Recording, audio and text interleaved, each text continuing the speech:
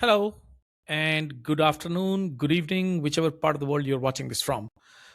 This is our third webinar in the series, and we are still connecting to the live stream. So I think we will give it a couple of seconds while we connect. It says we're live, 99% loading. I think we're live streamed already on LinkedIn. It says connecting. Jing, jing, jing.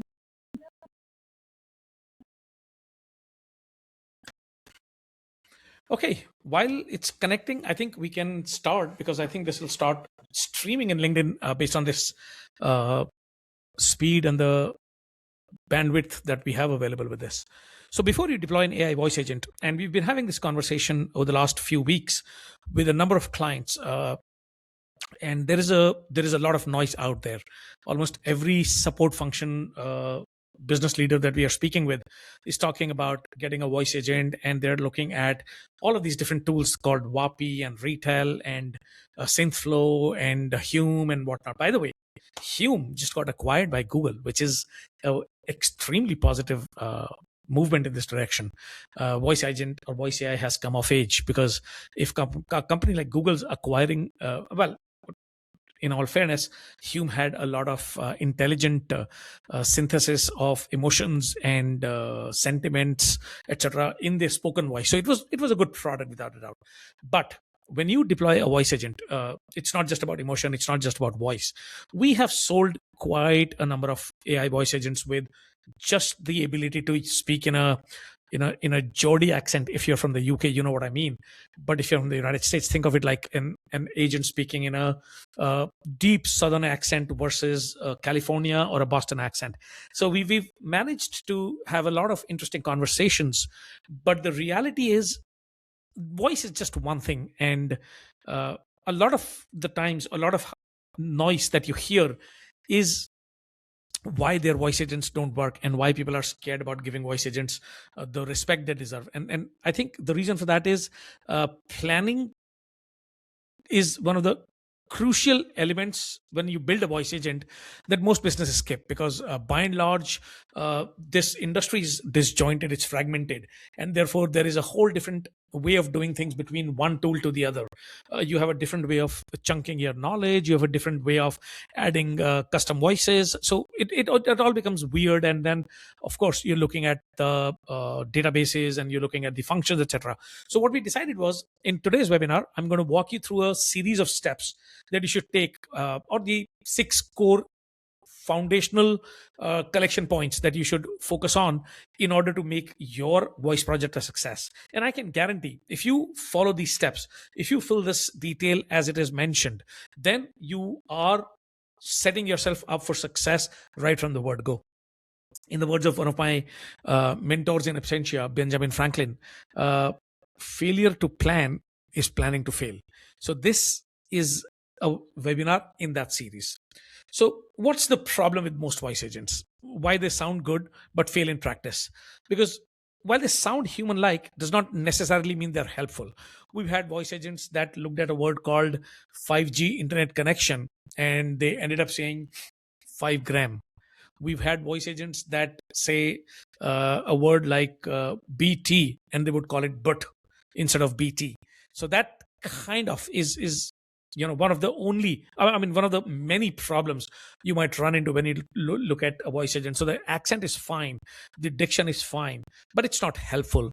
The business logic is the second problem. Most of the times we believe, because the LLMs and because the chatbots have become so smart, you press that record button or you press that voice button on your chat GPT and it talks to you like a human and is able to answer all the questions. That will not fix for a problem with your internal processes. If they're a mess, an agent will just automate the confusion at scale. So that clarity needs to exist before time. And most failures happen before code. The root cause of failure is almost always poor data, bad process, or weak integration planning. So those are some of the pitfalls that we are going to cover and get rid of in this conversation. So what will this webinar will cover, I'm not going to do a demo, I'm not going to do any fancy buzzwords or something. I'll show you exactly how we do and exactly how you build a voice agent, how you plan about it, and I'll share some inside secrets, if you will, a detailed uh, presentation or a format that you should collect for every time you want to build a voice agent. So the pre-work includes the essential planning and documentation that will determine the project success even before you line a single line of code. The six pillars or six core areas that you will have to define in order to build a voice agent that is effective, reliable, and delivers business value. And last but not the least, the mature mindset, the understanding of how high performing teams approach voice AI as a strategic asset and not just a technology experiment or a fancy sort of thing to also have and tried, and not fall into that 95% AI projects fail trap. So that's what we are going to talk about. So there are two ways we've seen businesses approach AI voice when we speak with them. It's the same AI, it's the same voice agents, it's the same voice models, it's the same speech to text, text to speech, but completely different results. Ad hoc approaches, let's try a voice agent, let's give it some question and answers, some FAQs, and then let's talk about it. Let's have it run into the wild. There's no clear success criteria in a lot of those installations. If you're at all on YouTube, you have seen hundreds of videos where people claim, I make thousands of dollars a month selling voice agents for $2,000 or $5,000, or make money becoming an AI agency. Trust me, I've seen a bunch of those videos, and I can guarantee none of them actually have deployed a voice agent in production. So there's no clear success criteria they outline. It's primarily plugging in various off the shelf technologies together and creating a voice bot. There is absolutely no interference with the data. They don't know what data they need to feed in what format and in what size and chunks in order for it to produce meaningful outcome or output. And then, of course, when it starts to break, when it starts to hallucinate, when it starts to give out fake information, the only thing they can do is reactive fix and firefighting. On the other hand, a well designed approach will include clear intent and outcomes defined before you start. What intent are you using the voice bot for? For example, are you going to use it to reset a password? If you are, how would you identify the user? What is your DPA policy going to be? The Digital Privacy Act, Digital Data Protection Act. How will you understand if this is the right user that you're speaking with? Is it a device in hand? Is it a secret password? Is it characters of a secret password? So I'm just giving you an example. Based on the intent, if you want this to just general troubleshoot, will you provide it knowledge base? Could the troubleshooting be because they have not paid their bill, so you will give it access to the billing system? So those are the things that you have to identify before you actually go ahead and deploy the live bot. Moving forward, controlled knowledge sources. Look, it's very easy to go wild and lump the entire rule book at a knowledge at an AI agent and say, hey, learn this, answer questions about it. It works in Google Notebook LM, but let's not forget it's supported by a massive infrastructure behind what Google is doing. When you build a voice agent, you have a limited amount of latency and memory scope that you can use. Within that scope, how do you optimize the knowledge? And I'm not even talking about chunking it, I'm talking about the actual knowledge. Can you condense your 50-page support knowledge book, your support hub, into let's say 60 Q&A style question and answers, so that the AI understands, and then be able to tag it? That's the most important part, because the agent, when you're prompting it, needs to be able to find the relevant tags. Proactive guardrails and escalations, the tone, the feature. If you have an audience coming in, and again, I'm not trying to be an ageist here, coming in from Florida, some remote place where there's mostly people go to retire, then you have an older audience that may not be as comfortable talking to a voice AI, and therefore you may need a slightly different set of guardrails or escalation processes, unless or if you're in a city like Nashville, or if you're in like San Francisco. So that's kind of something to bear in mind. And then, of course, how do you eval? How do you take feedback from the AI? How do you take that feedback of AI, use LLM as a judge, connect it with the original knowledge base, and find out where the gaps are? Find the gaps in knowledge, find the gaps in availability of data, find the gaps in availability of integrations, so that you can not only improve the performance of the voice bot, but expand the scope of the same agent. So those are some of the things that basically define a immature versus a mature bot. So the 6 things that you must plan before you build. So if you skip these, the agent will underperform, and that's a guarantee. So 1, call intent map. I'll explain a little bit, in the next couple of slides on what that looks like. 2, business outcomes. 3, sources of knowledge, what all knowledge will be fed. 4, escalation and guardrails. At what stage, in what conditions will it escalate? Someone calls and starts talking about harming themselves. Someone calls about a serious legal problem. You cannot have an AI handle those things. So you have to have those guardrails in place. You have to be able to escalate in real time and as quickly as you can. System integrations. Do you want to give it access to your billing system? Do you want to give it access to your CRM? Should we be allowed to create a ticket? Should we be allowed to read a ticket, modify, update, change priority, etc.? Those questions are important that you want to answer. And last but not the least, how will you measure what success looks like? Peter Drucker once said, actually said a lot of times, what gets measured gets managed. So if you don't measure what success looks like, you don't really know where you're going. It's like that. So yes, and then of course incorporating feedback back into the agent. So those are the 6 things that we focus on. So let's talk about call intent map, the pillar 1. What does a call intent map look like? First of all, identify top 10 to 20 reasons. Do not build an AI voice agent for more than that. 20 is a stretch. Ideally, use an AI to turn 20 and condense them into 10 if you can, because the scope of 10 to 15 questions is good enough. An AI agent does not, especially a voice agent, go beyond that level. You want more than that, have 2 agents, have one of them redirect to the other one. We've done this.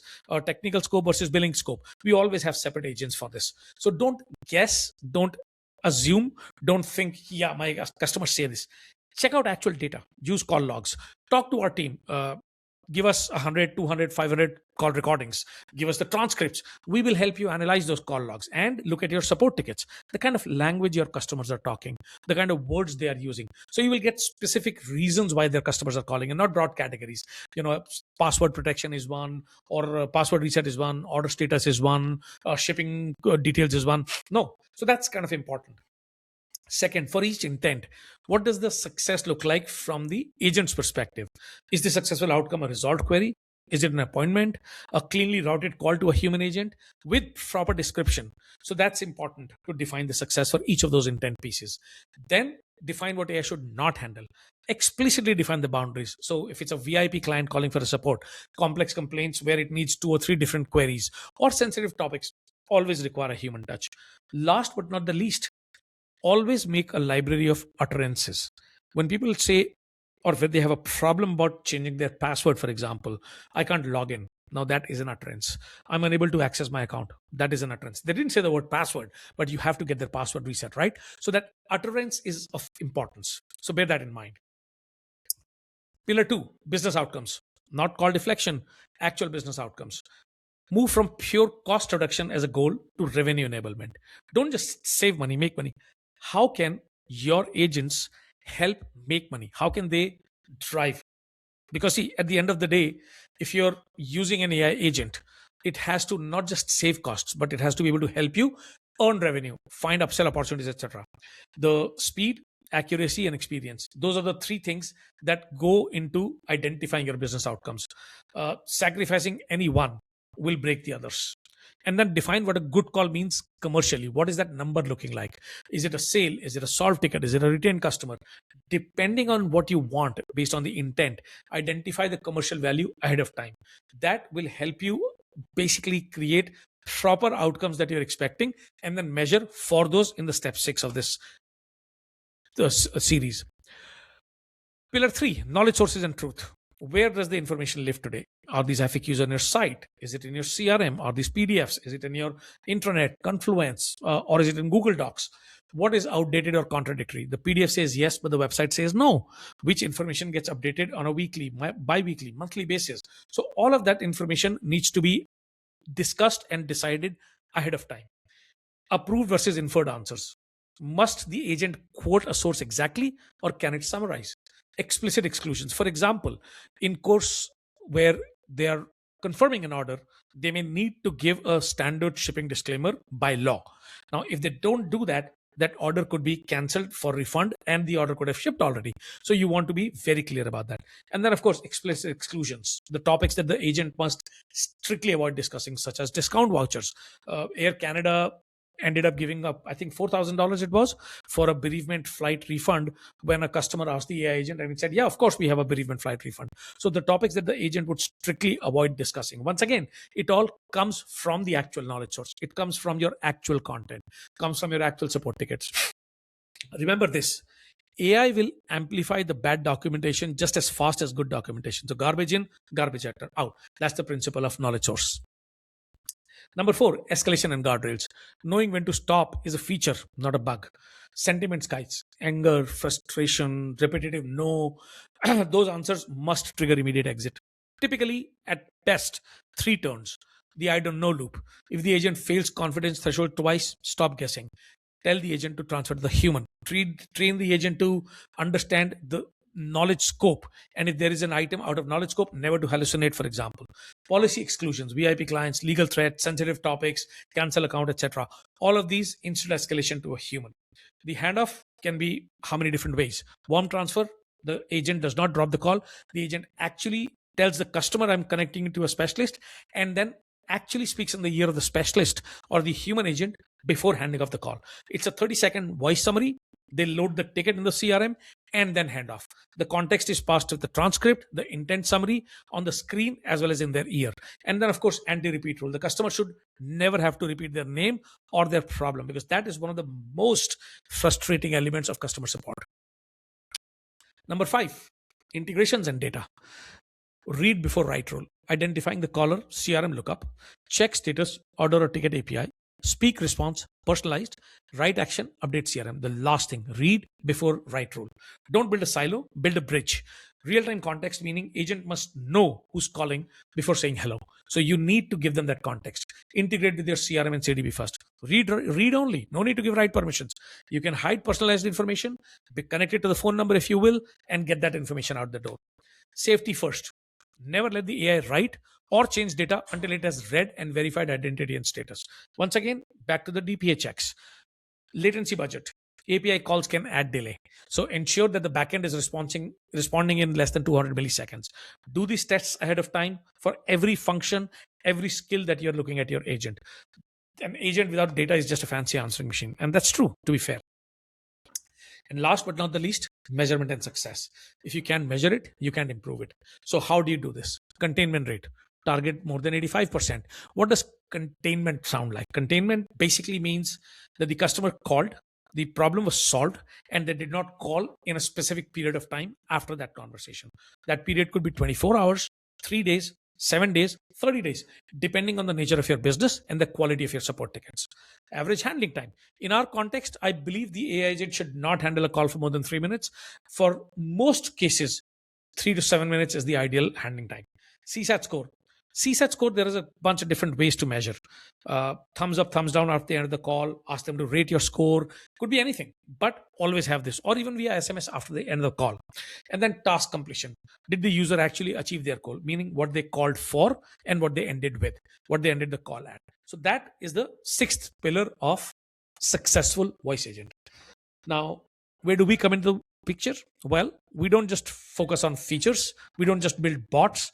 We build business assets. So the technology first way that you would probably see in a lot of businesses selling voice agents would be, it can clone voices, speak 50 languages. But can it sell? Does it understand the human emotion? Has it been trained on your specific industry? Has it been trained on the ontology of your business category? If you're an ISP, if you're an insurance company, if you're an e-commerce business, does it speak and learn your language?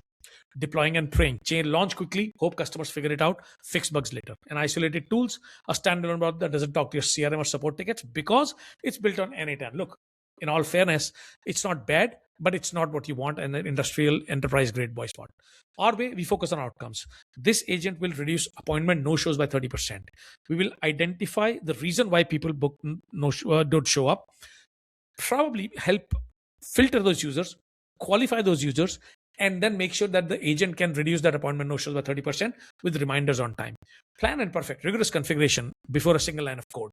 And then integrated asset, deeply connected to your business logic, data, workflows, and the other parts of your business. That's where our team is different than the rest of the thing. So now, it's a good fit for you, an AI voice agent. You may be thinking it may not apply for your business. Well, if you value quality over speed, then you understand that a bad bot will damage your brand, and you are willing to invest time to get it right. You have complex workflows, you have deep integration with your CRM, scheduling, or ticketing systems, then we are for you. And you want a long term asset, you view AI as a strategic investment and not a quick experiment, then we are for you. We are not for you if you want the cheapest option. We build enterprise grade bots, but we don't do the budget services, and you want it yesterday. I'm sorry, but we don't skip the planning phase. If you can spend 2 weeks for discovery, we would not be able to help you. Uh, I like to use the statement in the team meetings. We build Ferraris, not go karts. In fact, if you go to our website today, you'll probably find it on one of the pages. We build Ferraris, not go karts. If you need a go kart, there are plenty of other vendors. And yes, so with this, I hope that this has been helpful. If you're ready to build, then there is a configuration template that I will attach to this webinar, and fill this out. And let me quickly take a moment to share that template with you here. So the agent title, name, purpose, functional expertise, how will you want it to handle the calls, the call scenarios, actions during call, etc. Positive call disposition, negative call disposition, silence handling. Very important factor, silence. A lot of people ignore this. Silence handling typically means after how many seconds should the agent check in with the prospect. So if it's an old customer searching for their wallet, it might be 40 seconds.